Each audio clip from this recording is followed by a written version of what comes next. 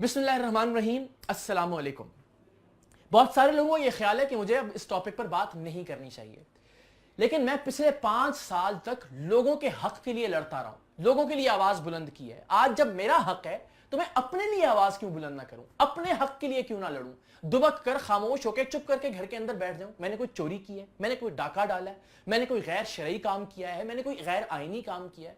इस वक्त अगर 1% तबका भी मेरी दूसरी शादी के फैसले या इसकी अनाउंसमेंट पर तनकीद कर रहा है तो मुझे उनकी मुनाफिकत का आईना उनको दिखाना चाहिए। 2 तरह के लोग हैं वाइडली इस वक्त पाकिस्तान में, या वो जो मुसलमान है, इस्लाम पर अमल करते हैं, या वो जो खुद को सेक्युलर या लिबरल कहते हैं। तो दोनों के लिए जरा जवाब दिल की और दिमाग की खिड़कियां खोलकर सुनिएगा।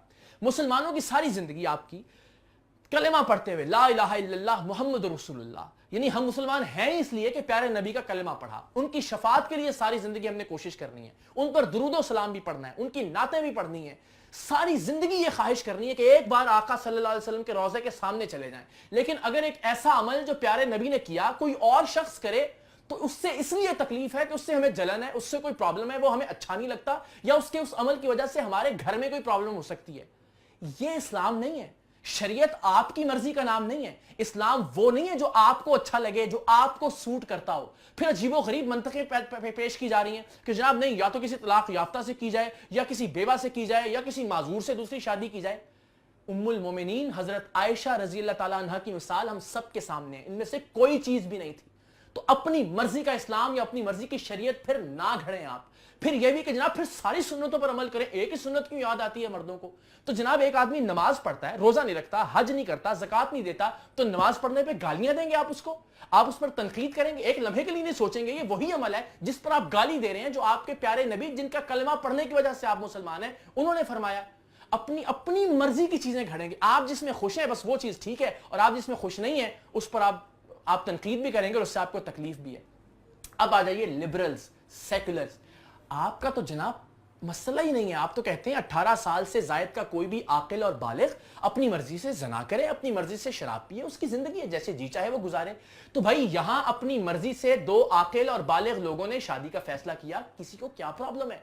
एक बीवी ने जो 18 साल से जायद की आकिल और बालिग है, उसने अपने शौहर को शादी की इजाजत दी, आपको इससे क्या प्रॉब्लम है?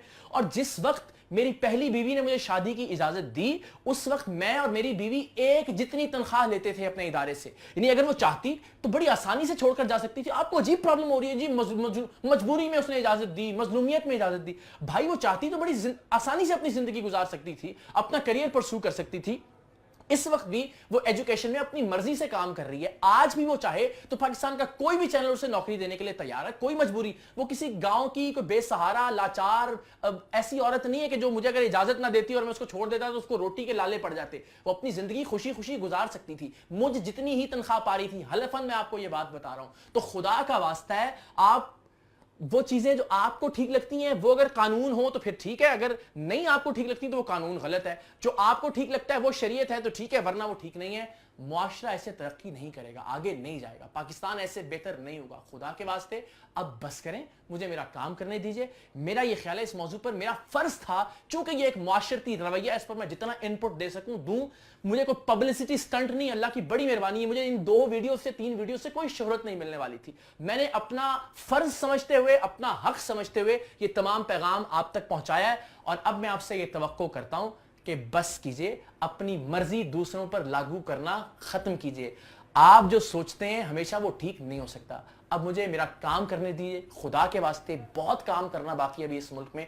दुआ कीजिए कि अल्लाह करे कि हम किसी अच्छी स्टेज पर, और वो इस तरह से नहीं जाएगा जिस रवैये के साथ आप लोग आगे बढ़ रहे हैं। और वो तमाम लोग जो सारे मामले में मेरे साथ खड़े रहे, मुझे सपोर्ट किया, मुझ पर यकीन रखा, मैं आपको यकीन दिलाता हूं कि ऐसी किसी भी चीज से मेरा हौसला पस्त नहीं होता। मुझे मजीद लड़ने की ताकत मिलती है। और इंशाल्लाह हम सबका जो नारा है, अजीम पाकिस्तान, काबिल ताजीम पाकिस्तान, उसके हुसूल तक हम अपनी लड़ाई भी जारी रखेंगे, हम अपनी जिद्दोजहद भी जारी रखेंगे।